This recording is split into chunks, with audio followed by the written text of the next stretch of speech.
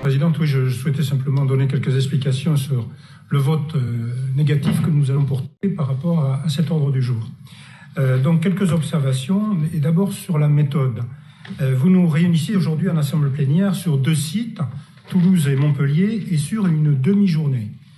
Alors je pense que c'est quand même une curieuse application du terme assemblée plénière quand on divise par 2 la journée, ainsi que les participants répartis géographiquement sur ces 2 sites.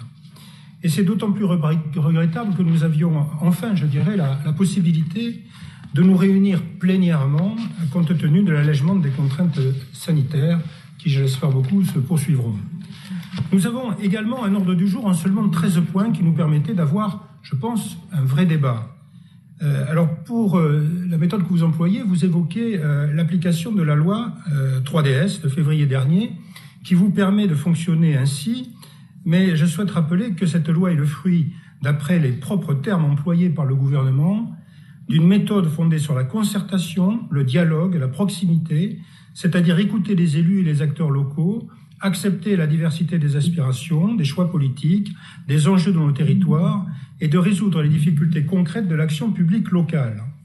Il nous apparaît que nous sommes quand même assez loin, par la méthode que vous employez pour nous réunir, des aspirations de cette loi.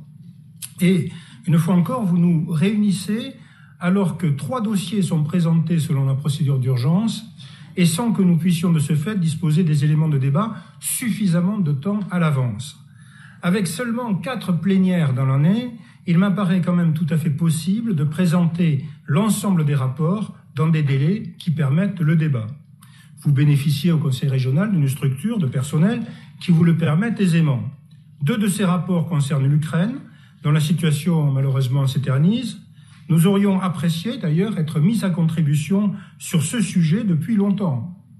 Le seul email que vous avez envoyé au président de groupe ne nous permet pas de nous associer au sein du Conseil régional avec l'ensemble de vos préparatifs, à moins que vous ne souhaitiez pas que nous participions, et à ce moment-là, il faudrait nous dire bien sûr pourquoi.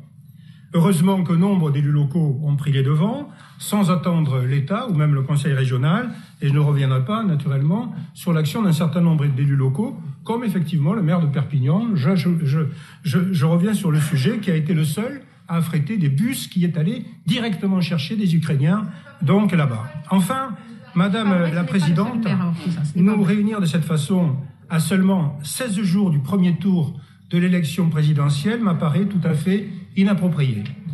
Si rien ne l'interdit, il est évident qu'il aurait été préférable de se réunir plénièrement à un autre moment, moins connoté politiquement, par une campagne qui occupe bon nombre d'entre nous. Même si la période de réserve préélectorale ne concerne que les agents de l'État, nous le savons bien, les collectivités territoriales restent soumises à une tradition républicaine de bon sens qui rendait nécessaire la tenue de notre assemblée plénière au plus tard au cours de la première quinzaine de février et sur un seul site. À ma connaissance, vos prédécesseurs ici même n'avaient jamais convoqué une assemblée plénière à moins de 3 semaines d'une élection présidentielle. Alors on ne peut s'empêcher de penser que si vous procédez ainsi, c'est pour éviter un réel débat avec l'opposition. Nous constatons ici comme ailleurs que les contraintes sanitaires, si elles étaient indispensables dans un premier temps, ont entraîné dans un second de bien fâcheuses habitudes pour les pouvoirs en place. Nous souhaitons revenir à de vrais débats contradictoires et non pas à des parodies où tout est préparé à l'avance. La succession de monologues au sein d'une sorte de chambre d'enregistrement n'a aucune utilité, ni pour l'opposition, ni pour nos concitoyens. C'est d'ailleurs l'une des causes de leur désintérêt pour la politique, qui se traduit par une abstention de plus en plus forte lors des élections, et la crise sanitaire a amplifié ce processus. Voici les quelques observations qui nous amènent à voter contre donc votre ordre du jour.